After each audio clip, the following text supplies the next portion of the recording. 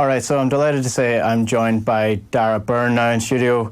Darragh, you're heading off to the Cerebral Palsy World Cup with the Ireland team tomorrow, going out to Seville? Yeah, I am. Looking forward to it. Can't wait. Are you nervous, excited, or how are you feeling ahead of this one? I'm feeling good, feeling good. Tough group, but I think we should do well. And you did well last year as well. Came third place, beat the Netherlands in the third place playoff. What was that like? It was really good. We had a very good squad last year. Unfortunately, not really much of media coverage, but in fairness, we done really well. So I was really happy with the tournament. Was that your first tournament, or was that a couple of... No, I've been involved for 6 or 7 years now, Okay. But we punched above our weight last year. We managed to get through. We got to the semi-final and we got beaten by Ukraine to get into potentially a final, which was it was tough as well because we wanted to get through, Ukraine were one of the best teams in the world, but unfortunately we didn't beat them, Yeah, you have a fairly decent squad as well. I was just reading Gary Messett as part of it, and he's European World Player of the Year, or European Player of the Year last year. Is he just the standout player for you, or would you just kind of be a collective? Oh, he's a quality player. To be honest with you, he gets every year. He gets Player of the Year every year. He's quality. He's involved for 18 years, I think. So it's a great asset to the team to have him. But no, collectively we have a really good squad.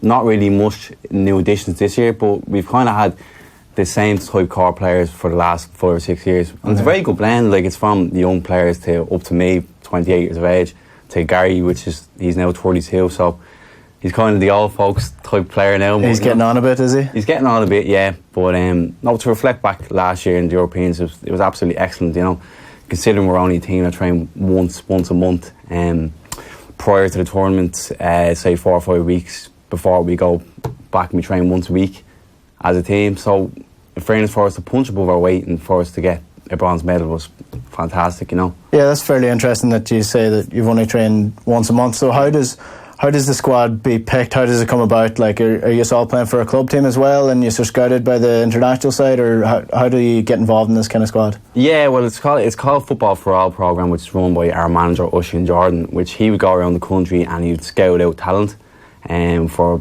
potential players who have cerebral palsy. So that's the way it would work, But it's tough to find new players, in fairness, So we've had kind of the same core players for the last 4 or 5 years.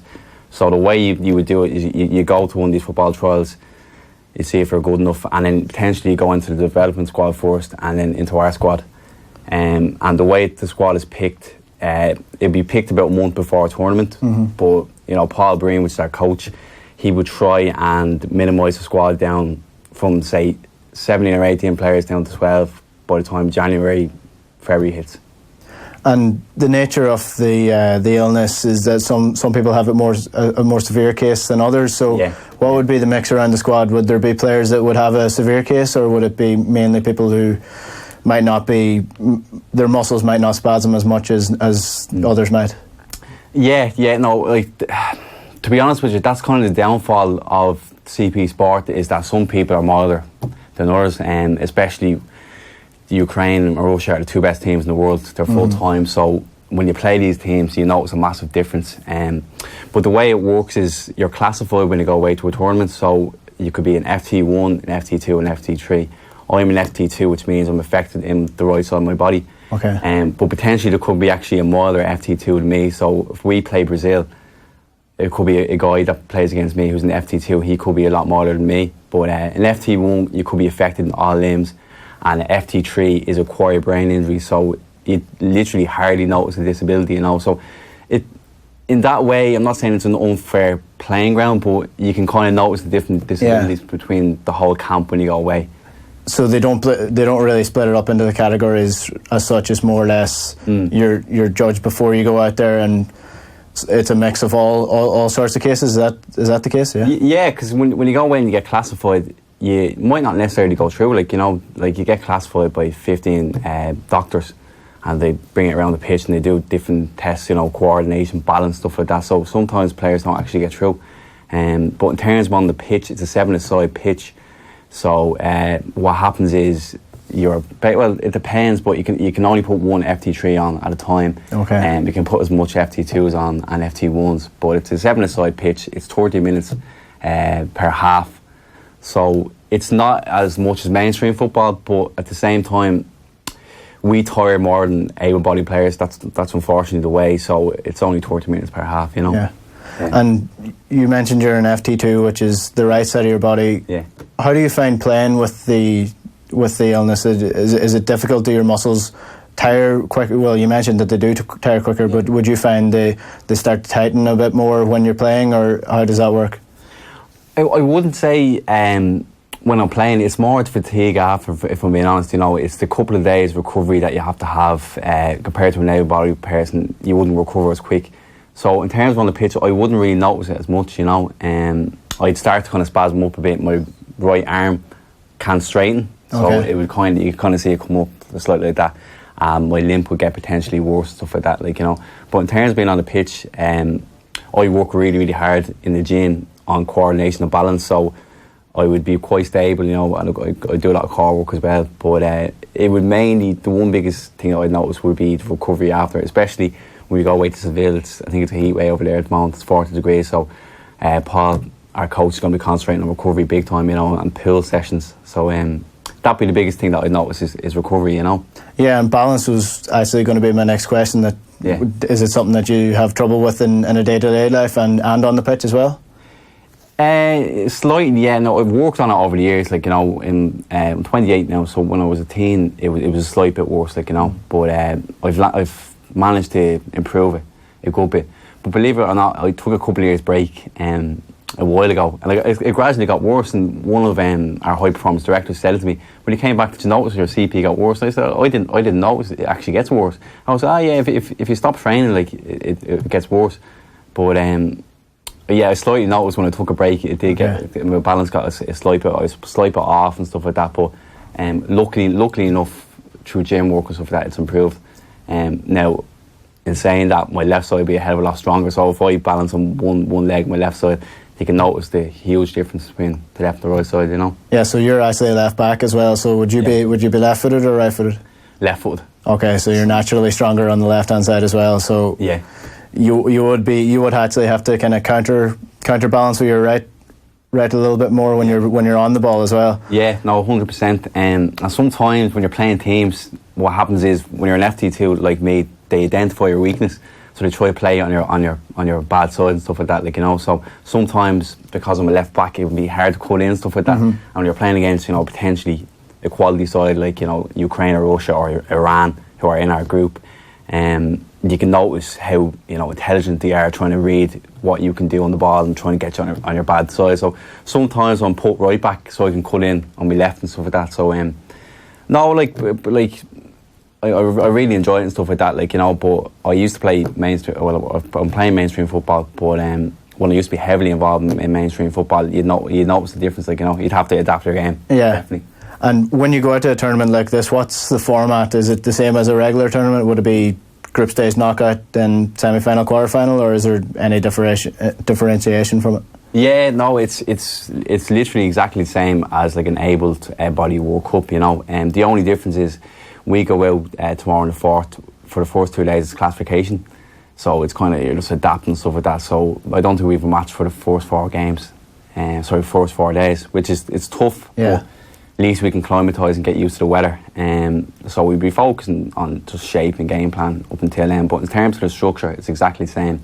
You have 3 group games, you go through to the quarterfinals and then potentially semi-finals and the final. But what happens as well is there's 16 teams, so you have to get top 8 to qualify for next year in Italy, which is the World Championship, which I'm pretty certain 100% that we will qualify for. You know, we're a very good squad. So what happens as well, which is slightly different towards an able-bodied World Cup, is there's winners and loser games as well. So it's kind of playoff games as well, just to get into that top 8 for next year. Yeah. Oh, that sounds good. So you have Finland up first, is it? And then Iran and USA? That's the way it is, yeah. So how have you been looking at them? Would they be ranking well ahead of us, or how does that work? Yeah. No, Iran and USA be two very good sides. No disrespect to Finland, we should beat them. There's a high difference between us and Finland, so we should beat them in the first game. But it's difficult the way the games are working out in terms of, you know, what time the games are at, because obviously the sun's going to be really, really hot. We Finland at 7 o'clock on that Monday, which we should potentially win. Iran are one of the best teams in the world, so I'm not saying that we're not going to beat them, but I have a great mindset. I fully believe in the team. The coach staff fully believe in the team, so we're going to go out and do our best. If we can minimise the damage or potentially get a draw out of them, because they are a quality side, they're full time as well. Fortunately, we only train once a month as a team, so it really comes down to that last game, which is USA, for us to qualify and get through the group. USA be very similar to us, but the one thing that they have ahead of us is their full time. Okay. But I think potentially we're a better side, technically we're better, so we should be able to go out there and give it a good go and get through the group. And is the reason that these teams are full time is because they have a larger fund basis behind them? Like, would there be much funding behind this Irish team? Yeah, that's unfortunately the way it is when you're full time. The likes of the big power horses like USA, Iran, Ukraine, and Russia, they've so much money. In terms of us, we're funded by the FEI and Sports Ireland, and it's gotten strapped in the last few years. So we're kind of. In fairness, it's one way I'm very proud of the team as well, because we don't have funding, because we're only training once a month as a team, what we've achieved and stuff like that, which it slightly disappoints me, that we don't get as much media coverage as we should. Like, it's no disrespect to any other Irish international side, but who wins things bar us, and even last year, like obviously around the country, 95% of people aren't aware of cerebral palsy anyway, Yeah. But no one was really aware that we won a bronze medal last year and stuff like that. So at the same time, like we were delighted, but we were coming home here and people didn't know or weren't aware of what was going on, Yeah, and it's one of those illnesses that not many people are aware of, like you said. And even coming into this, I wasn't really sure of the ins and outs of it, how it worked, and even how it developed. So when were you first diagnosed? Were you diagnosed from childbirth? Did you notice it from a younger age, or how did that come about? Yeah, I was born with cerebral palsy. It's a lack of oxygen to the brain, so you can get it through being born. Mm-hmm. You can get it through a stroke or acquired brain injury. So not to be blunt, but if you fall out of a tree and you hit your head, that's how you can get it.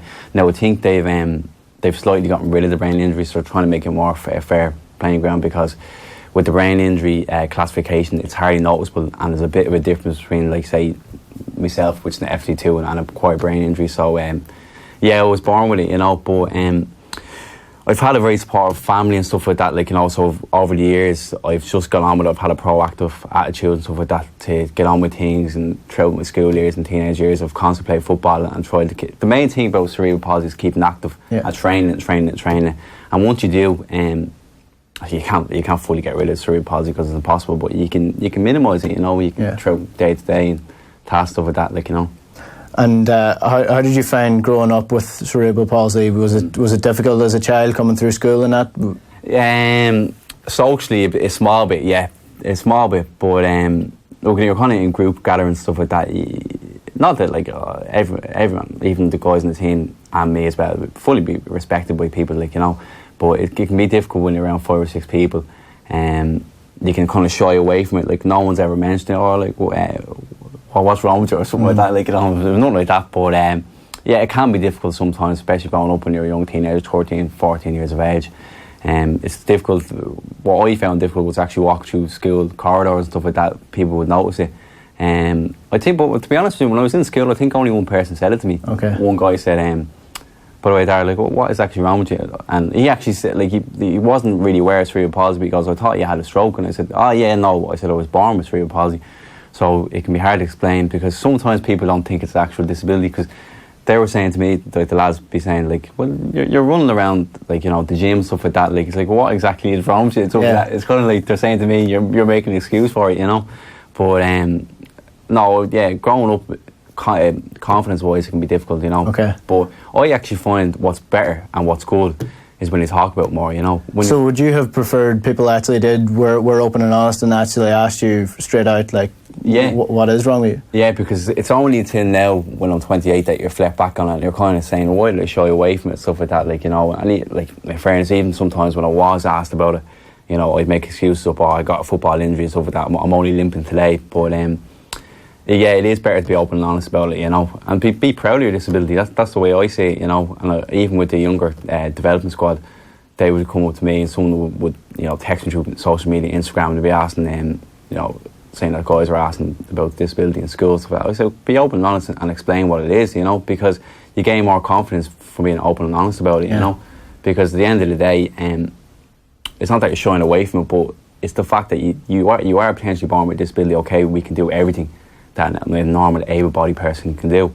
But be open and honest about it and be proud about it, you know. That's the way I see it. And you do quite a bit now on social media in that aspect. That you do some fitness videos, even some fashion pictures as well. So is that something you're interested in now, and is kind of spreading the word about this and showing people, you know, that you can do everything that an able-bodied person can do? Yeah, 100%. I'm really interested in all that fitness and fashion. And one thing I'm trying to do, besides promote myself with a guy that has a disability and, you know, look at what he's done with his life and gotten through the difficulties, but I'm trying to also promote the team as well, you know, because there's no media coverage around the team. But in terms of my Instagram, I'm trying to come across as a person who's trying to inspire the world and stuff like that. You know, a guy with cerebral palsy, look at what he's accomplished and look at what he is going to accomplish. So I'm trying to get as much following as I can and promote myself, promote the team and stuff like that. Like, you know, so you'll constantly see throughout the tournament me putting up Instagram stories and stuff like that, just to try and make the country aware of what we're doing and stuff like that, you know. Yeah. Well, I really hope that the tournament goes well for you, and best of luck with it. Yeah, cheers. Thanks, man. Cheers.